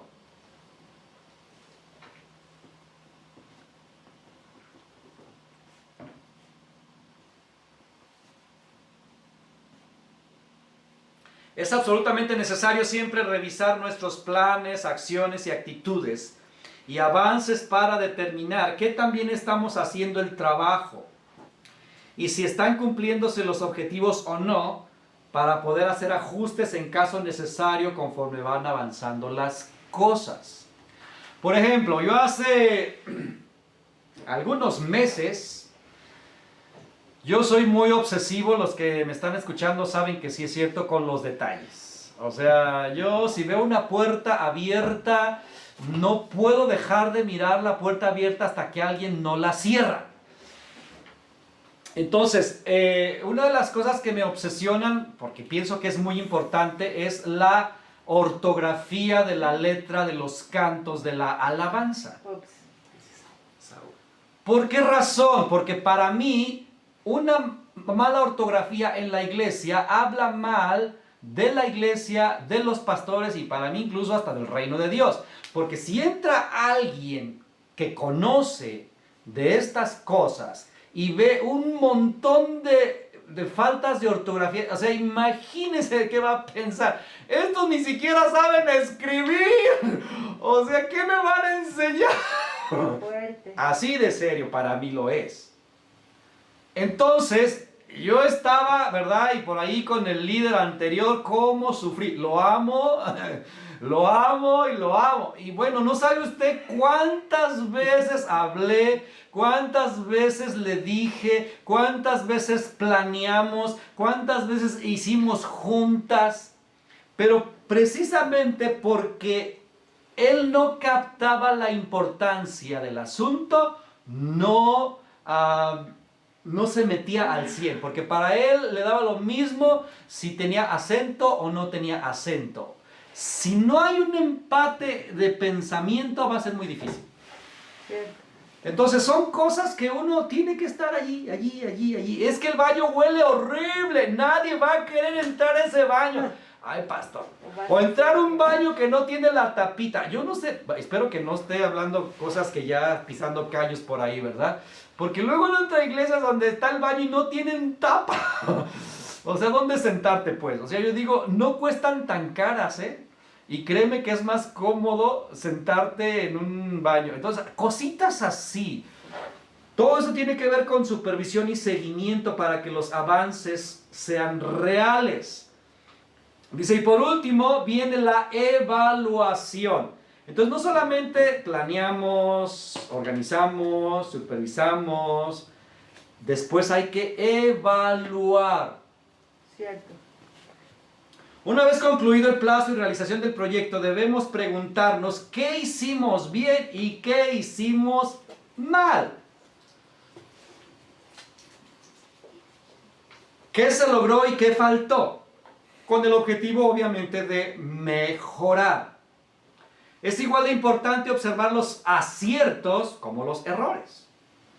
Si no nos cuestionamos a nosotros mismos, difícilmente veremos nuestros propios errores y en consecuencia los seguiremos repitiendo con su inexorable efecto negativo en el desarrollo de nuestros planes. Mire, ¿sabe qué sucede? Que uno se acostumbra a, hablando de la iglesia, de la reunión, por ejemplo, del domingo, uno se acostumbra a la manera de hacer la reunión y para uno así está bien. Y no nos ponemos a pensar, ¿verdad?, en los detalles quizás negativos, porque para nosotros ya no son negativos, ya son parte de nuestra vida. Yo pongo este ejemplo bien clarito en casa. Si usted, por ejemplo, en casa tiene un cuadro colgado aquí atrás, pero ese cuadro lo tiene colgado con un alambre, ¿verdad? Porque en ese momento no había clavos y no había martillo, lo que sea, y usted le puso un alambre y así lo colgó de nada más momentáneamente, ¿verdad? En lo que lo arregla. Pero ya lleva 10 años así ese cuadro. De tal manera que para usted ya es normal ver ese cuadro con un alambre allí. Si usted observa su casa, ¿cuántos hilitos, alambritos, colguijitos están allí por años? Que si llega una visita, lo primero que va a decir, ¿por qué carambas no ponen eso de otra manera? Pero es porque para usted es normal. Entonces la iglesia es igual. Porque estamos acostumbrados, ¿verdad? A que hay piedras, a que esto, a que el otro. Así ya estamos. Entonces, ¿a qué voy con esto? Que si nosotros no tenemos ojos todo el tiempo de estar viendo cosas, esto no tiene que durar mucho así. Esto tiene que cambiar. Esto tiene que mejorar. O tenemos que hacer una lista de prioridades. ¿Y cuándo? ¿Cuándo se va a cambiar ese contacto? ¿Cuándo se va a poner ese foco? ¿Cuándo se va a quitar esa mancha? ¿Cuándo se va a arreglar eso? Si no, de verdad pasan y pasan y pasan y pasan y pasan los años. Entonces, la evaluación tiene que ver con eso. ¿Qué estamos haciendo mal? Y tenemos que hacer la lista para que el próximo proyecto sea corregir lo que hicimos mal. Y ya empezamos otra vez. ¿Cómo lo vamos a corregir? ¿Quién lo va a corregir? ¿A qué horas lo van a corregir? Etcétera, etcétera, etcétera. ¿Ok? Bueno. Vamos a cambiar un poquito de tema, aunque tiene que ver con administración. Dice ahí, buenos administradores es igual a buenas cuentas.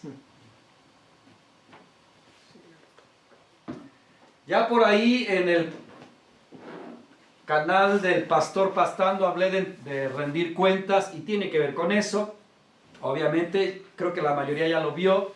Pero la verdad es que sí es súper importante y sí tenemos que estar rindiendo cuentas en todos los sentidos y todo el tiempo. No solamente de nuestra persona, sino de lo que estamos haciendo, del área que usted tiene, de cómo vamos, etc. Dice aquí, la rendición de cuentas es algo bíblico. El apóstol Pablo, a quien todos admirábamos, rindió cuentas. Ahí, bueno, dice que leamos Gálatas 2:1, pero habla de que subió a Jerusalén para hablar con el apóstol Pedro, que eran los líderes en aquella época, y les contó a ellos lo que estaba sucediendo con su vida y con su ministerio.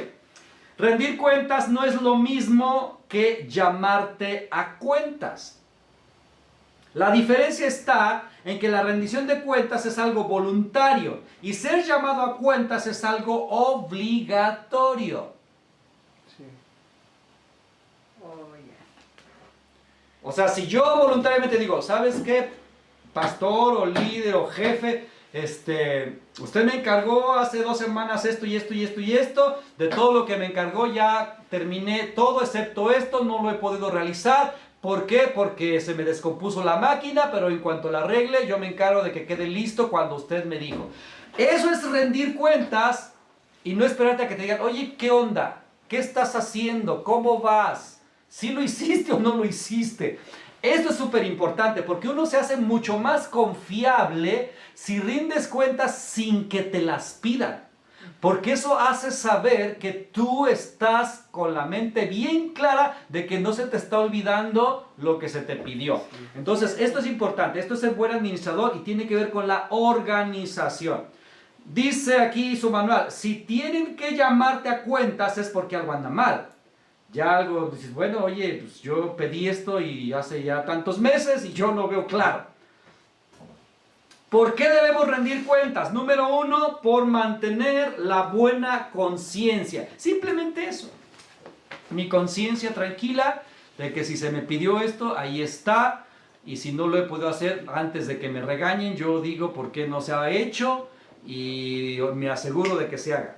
Número 2, porque amamos a Dios y su obra también. Y obviamente no queremos dañar la obra de Dios. Por ese simple hecho, yo quiero rendir cuentas. Número 3, rendimos cuentas para evitar correr en vano. Porque así lo dice el apóstol Pablo en sus cartas, no corramos en vano. ¿Es posible que corramos en vano? Dice, bueno, es posible que estemos corriendo la carrera del ministerio honestamente, pero estar también honestamente equivocados. O sea, la pura honestidad por sí sola, como decía Marcos Witt, los que hacen sus mandas a los ídolos, ellos lo hacen con mucha honestidad, pero están honestamente equivocados. Entonces, no es la honestidad, es la rectitud y la verdad de las cosas. El apóstol Pablo quería subir a Jerusalén para saber la verdad sobre su ministerio. Dice, su preocupación no eran los números, ni su ego, ni su fama. Su preocupación era saber si estaba él haciendo lo correcto. Él dijo, la preocupación de las iglesias que se agolpa cada día sobre mí. Entonces, por ese simple hecho rendimos cuentas. Número 4, porque seremos llamados a rendir cuentas delante de Dios algún día. Entonces, más vale que nos acostumbremos a eso, ¿verdad? ¿A quién debemos rendir cuentas? Bueno, no debe ser con un congregante, en el caso de los pastores, tampoco con un cuate, obviamente debe ser con nuestra autoridad. Rendir cuentas requiere de, número 1, o primera línea, de humildad. Pues sí. Humildad. Segunda línea, también requiere de disposición a la flexibilidad.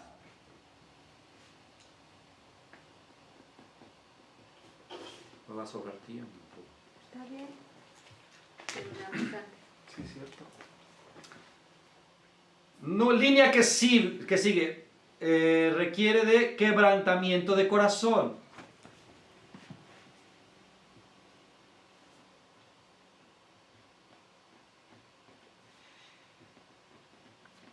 Línea que sigue también requiere de amar la verdad a cualquier precio, es decir, total transparencia.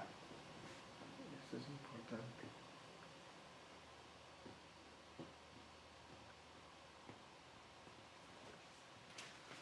Por esta causa, la iglesia y aún nuestra vida debe ser abordada como una empresa en el sentido de la importancia de la organización, ¿no?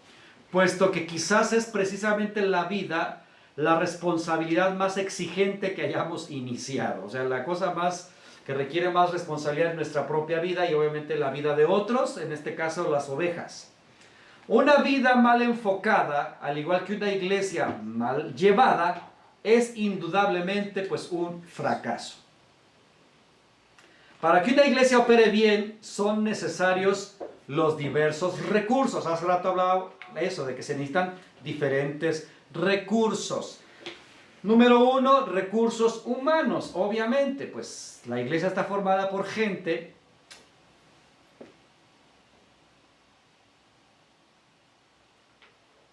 Entonces, el recurso fundamental de toda iglesia son las personas que la integran.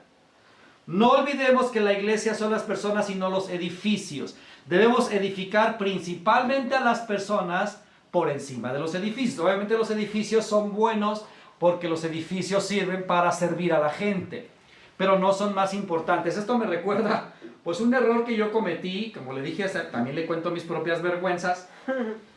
Cuando estábamos en la otra congregación, me acuerdo que se nos ocurrió, pues el piso del auditorio era puro cemento, entonces pues dijimos, no, pues esto tiene que verse mejor, y pues hicimos promesas de fe, compramos un piso bien bonito, grandote, era blanco, brillante, así como espejo, estaba muy padre, ¿verdad? Entonces me acuerdo que la gente pues compraba sus metros de piso y entre todos, muy padre, ya quedó súper bonito.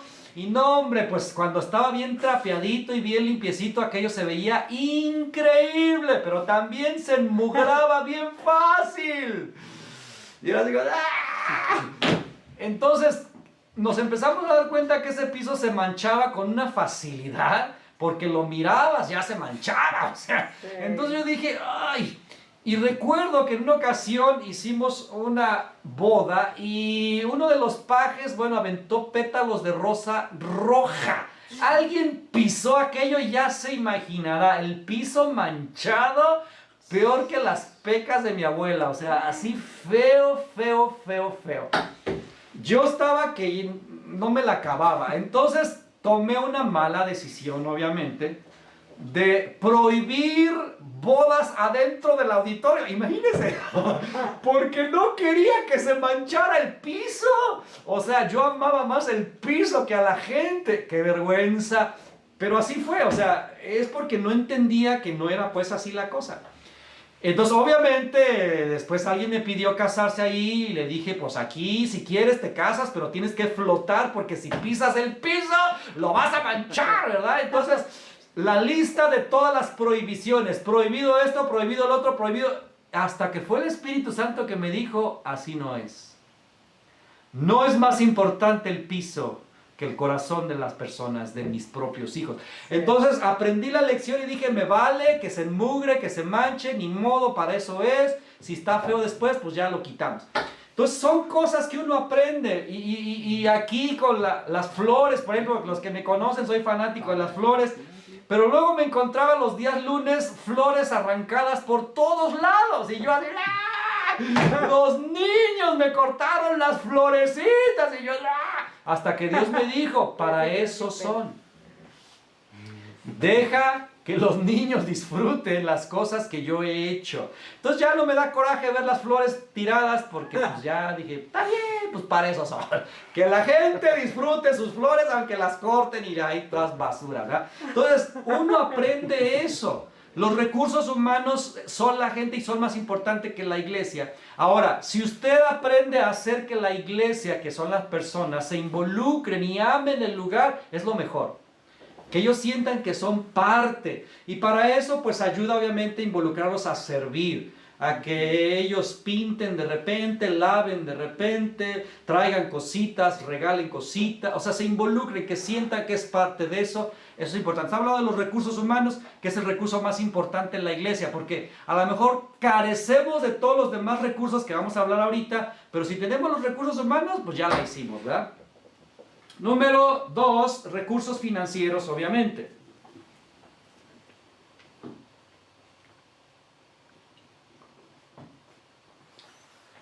Bueno, la salvación no cuesta, pero extender el evangelio sí. Predicarlo sí cuesta.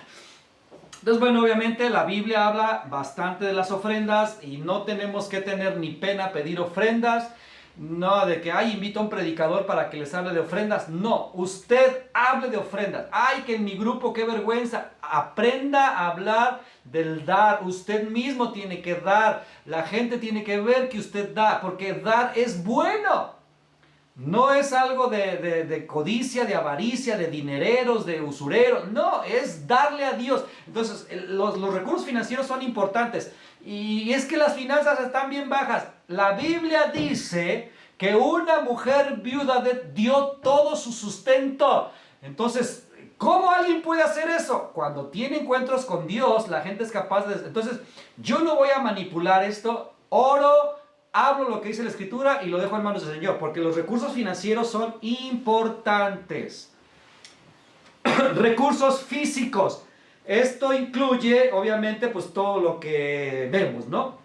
Empezando por los terrenos, donde está la iglesia, o local que usted renta, si es que renta, o yo no sé, ¿verdad? Hoy en día, pues, todo está cambiando.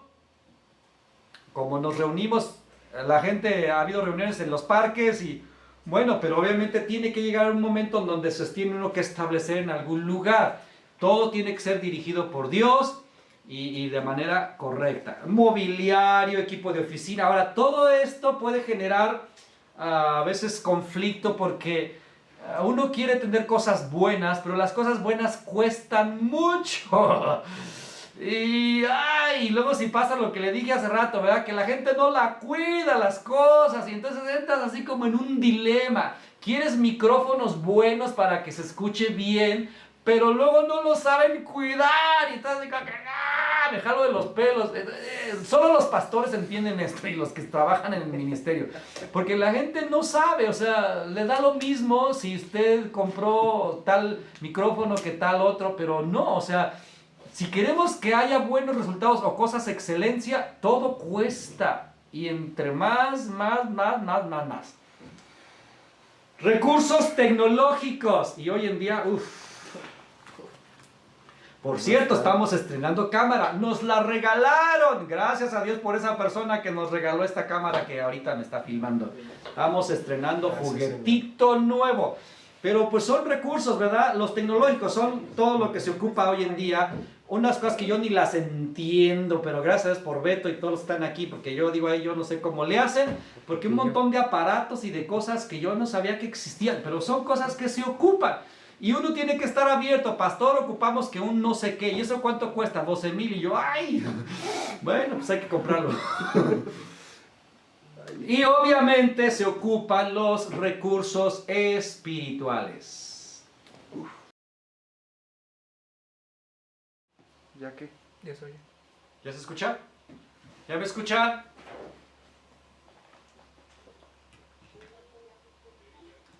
Ok, lo bueno es que ya prácticamente habíamos terminado. La última línea sí la pusieron, recursos espirituales. Ahora, quiero terminar nada más de leer ahí. Dice, como hemos visto, la iglesia es parte del reino de Dios, el cual es sobrenatural. Entonces, no debemos pretender, esto es importante, hacer tal obra sin los recursos espirituales. Por favor, escuchen.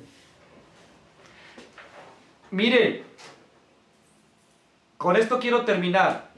Quizás no podemos tener un organigrama, no podemos tener instalaciones de lujo ni de primera, es más, a lo mejor ni instalaciones, pero si podemos tener la presencia de Dios en las reuniones, es lo mejor que nos puede pasar. Y se los digo por experiencia porque al inicio de este lugar no teníamos techo, no teníamos luz, no teníamos agua, no teníamos prácticamente nada. Pero Dios nos visitaba cada reunión y hasta el día de hoy ha sucedido. Entonces, no estoy diciendo que todo lo anterior nos sirva, pero lo primero que debemos buscar y cuidar es que la presencia de Dios esté en nuestras reuniones. ¿Ok? Entonces, si lo demás falta, si falló ahorita el sonido, si no tenemos luz, si no hay instrumentos, si no tienes músicos, si no tienes busca que Dios ministre a los corazones. Busca que el Señor toque la vida. Ahí es lo más importante. Porque yo me acuerdo que yo me frustraba sobremanera cuando se hablaba de la iglesia relevante y no teníamos ni paredes ni luz. O sea, yo dije, mi iglesia nada de relevante. Porque no tenemos recursos ni físicos, ni teníamos aparatos. Pero Dios nos visitaba. Entonces, lo sé por experiencia. Ahorita tenemos la bendición de poder hacer estas cosas. Tenemos ya muchas cosas tecnológicas, pero por encima de todo buscamos que la presencia de Dios esté con nosotros. Entonces, vamos a quedarnos con eso. porque la verdad es que sin Dios nada de esto funcionaría. Aunque tengamos la mejor tecnología y los mejores recursos, si Dios no está, esto no sirve para nada, ¿ok? Pues entonces la próxima semana nos vemos. Repito, no sé si todavía después de la otra semana alcance otra clase más y ya no estoy seguro, voy a revisar bien mis notas. Pero sí quiero pedirle otra vez a los que quieren hacer examen que me vuelvan a decir, porque fueron poquitos y está bien, pero necesito como recordar. ¿Quién quiere que le haga examen? Dígamelo porque le voy a mandar a, pues como un temario que tiene que estudiar para que más o menos sepa de qué se va a tratar. Quien quiera hacer, ahora, quien no quiera hacer examen no hay problema, solo va a quedar como oyente de la clase. El que haga examen, pues obviamente le vamos a entregar un reconocimiento de que tomó su clase y de que es válido, ¿ok? Entonces están en libertad total y ya estamos organizando la siguiente clase. Lo más seguro es que sea con el pastor maestro Daniel Carrillo, que creo que varios lo conocen. La verdad es que sí es excelente maestro. Él fue mi director en el Instituto Bíblico y me encanta cómo da las clases. Ya hablé con él y él está bien puesto para darnos una clase. Entonces ya yo les comentaré de qué se trata y cuándo empezamos para que esté al pendiente. Ahora, es muy probable que para esa clase del pastor Daniel Carrillo sí tengamos que cobrar un poquito, porque obviamente quiero darle algo a él. Voy a tratar de que sea muy bajo costo, pero sí quisiera pues darle algo, porque pues sí se invierte tiempo, dinero y esfuerzo. Yo con mucho gusto, conmigo no hay problema, pero él obviamente también me dijo que no me cobraba nada, que dice yo te pago porque me dejes dar clases, porque la verdad es que le encanta. Pero bueno, sí quiero bendecirlo y sería de este. Ya luego les digo, pero voy a tratar de que sea a muy bajo costo para que todos los que están y si pueden más, tomen estas clases también. Pues muchas gracias, que Dios le bendiga, nos vemos la próxima semana y por privado, díganme quién quiere examen. Gracias.